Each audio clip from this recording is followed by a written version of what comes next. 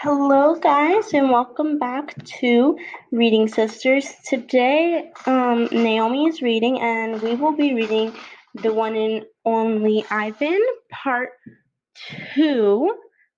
And yeah, I hope you guys really like this book.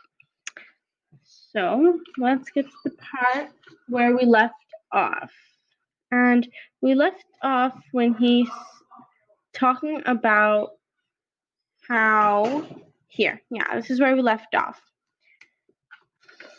So, the littlest big top on earth. My neighbors here at Big Top Mall know many tricks. They're educated lot. An educated lot, more accomplished than I am. One of my neighbors plays baseball, although she is a chicken. Another drives a fire truck, although he is a rabbit. I used to have a neighbor, a sleek and thoughtful seal, who could balance a ball on her nose from dawn till dusk. Her voice was like the throaty bark of a dog, chained outside on a cold night. Children wished on pennies and tossed them into her plastic pool. They glowed on the bottom like flat copper stones. The seal was hungry, one day, or bored, perhaps, so she ate 100 pennies. Max said she'd be fine. He was mistaken. Mac calls our show the littlest big top on earth. Every day at 2, 4, and 7 humans fan themselves, drink soda, applaud. Babies wail, Mac dressed like a clown, pedals a tiny bike, and a dog named Snickers rides on Stella's back. Stella sits on a stool. It is a very sturdy stool. It doesn't do any tricks. Max says it's enough for me to be me. Stella told me that some circuses move from town to town. They have humans who dangle on ropes swinging from the top of tents. They have grumbling lions with gleaming teeth and a snake line of elephants and clutching the limp tail in front of her. The elephants look far into the distance so they won't see the humans who want to see them. Our circus doesn't migrate. We sit in where we are, like an old beast too tired to push on. After our show, humans forage through the stores. Stores where humans buy things. They need to survive. At the Big Tom Mall, some stores sell new things, things like balloons and t-shirts and caps to cover the gleaming heads of humans. Some stores sell old things, things that smell like dusty and damp and long forgotten. All days I watch humans scurry from the store to store. They pass their green paper dry and old leaves and smelling of thousand hands, back and forth and back again.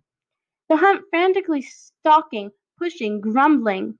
Then they leave, clutching bags filled with things, bright things, soft things, big things. But no matter how full the bag, they always come back for more. Humans are clever indeed. They spin pink clouds you can eat. They build domains with flat waterfalls. But they are lousy hunters. Gone. Some animals live privatively, unwatched, but that is not my life. My life is flashing lights and pointing fingers and uninvited visitors. Inches away, humans flatten their little hands against the wall of glass that separate us. The glass says you are this and we are that, and that is how it will always be. Humans leave their fingerprints behind sticky candy, slicked with sweat. Each night, a weary man comes to wipe them away.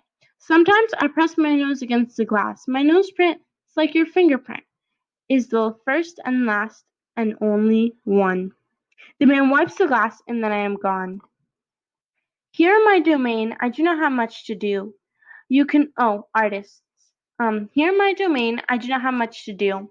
You can only throw me balls at humans before. Here in my domain, I do not have much to do. You can only throw so many balls at humans before you get bored. A meatball is made by rolling up dung until it's the size of a small apple, then letting it dry.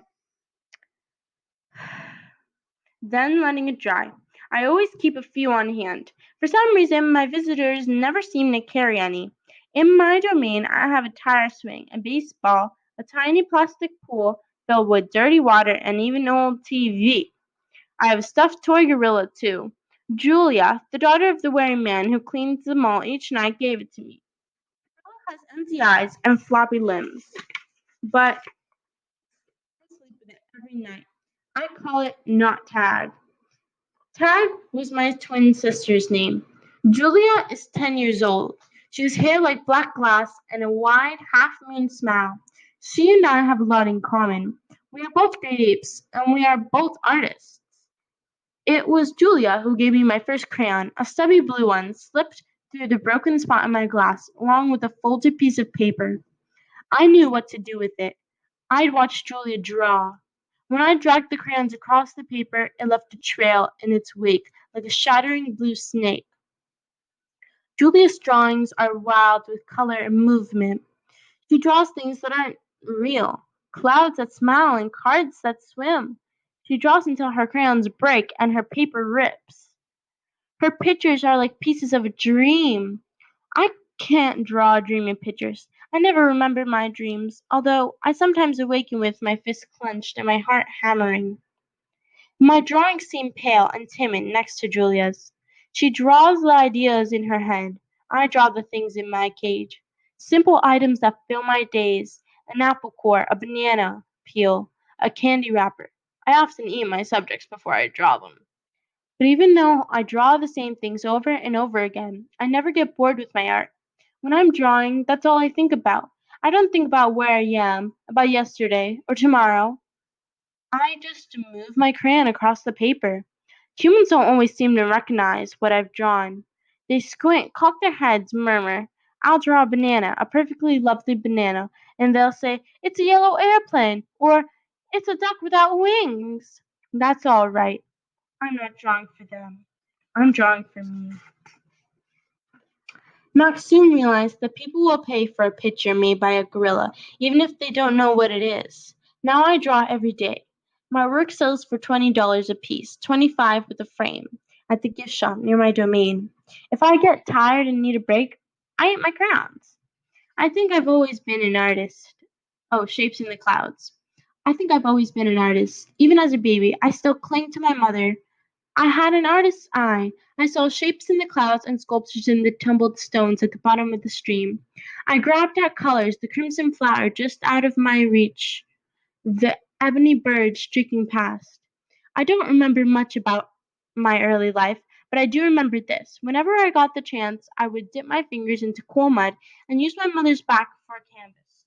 She was a patient soul, my mother. Imagination. Someday, I hope I can draw the way Julia draws, imagining words that don't yet exist. I know what humans think. They think gorillas don't have imaginations. They think we don't remember our past or ponder our futures. Come to think of it, I suppose they have a point. Mostly, I think about what is, not what could be. I've learned not to get my hopes up.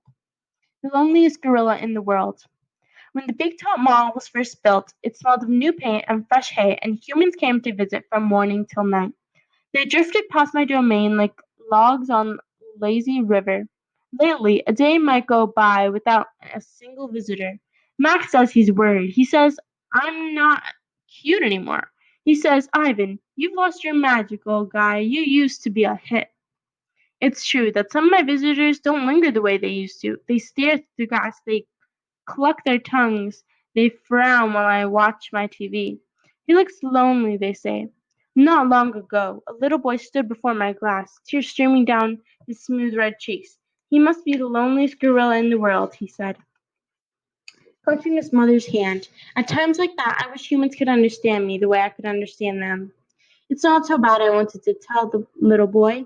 "With enough time, you can get used to almost anything." Well, that's enough for today. Remember to like and subscribe if you want to hear more of the one and only Ivan, part 3. This was part 2. I really hope you like it. And hit that notification bell. Bye!